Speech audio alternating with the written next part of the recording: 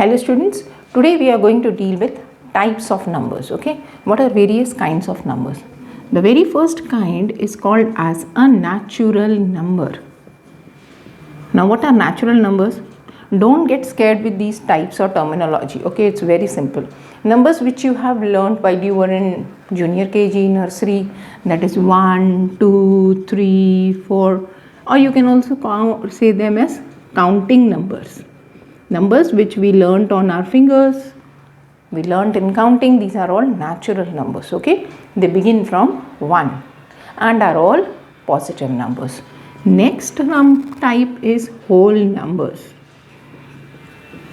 Now as we grew up, we were taught that numbers don't begin from 1, they begin from 0. I think we learned this in senior KG, right? That is upper KG, 4, 5 and so on. So all these numbers, that is counting numbers plus 0. Counting numbers or natural numbers plus 0 are called as whole numbers. Then we further grew up to 3rd, 4th standard, and then we learned that no, numbers don't begin from 0, they begin from something negative. Okay, so we learned negative numbers such as -1, -2, 0, 1, 2, 3, so on. Okay, these kinds of numbers are called as integers. Okay, these are 3 broadly classified types of numbers.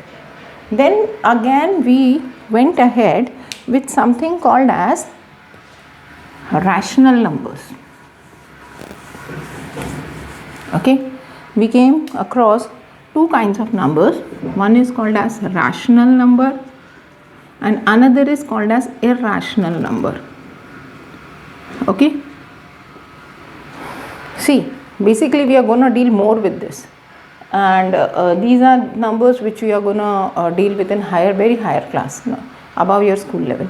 So rational numbers are numbers with, see, we have numbers with as a fraction also, like we have 5 upon 4, we have 2 upon 3, we have 1 upon 2.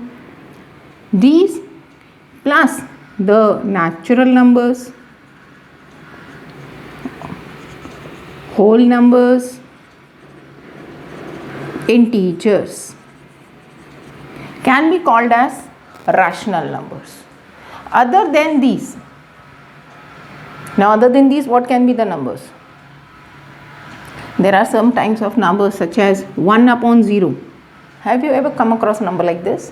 You must have not, but if you come across this, say that it is an irrational number. 2 upon 0, 3 upon 0, this is an irrational number. There are various other properties of irrational numbers, but meanwhile this is what you keep in mind, because too much of knowledge can be burdening you. So this much is enough at 7th standard level. If you have a denominator with 0, it is an irrational number. Otherwise all other kinds of numbers, whether be a fraction, natural number, whole number, integer, can be classified into a rational number.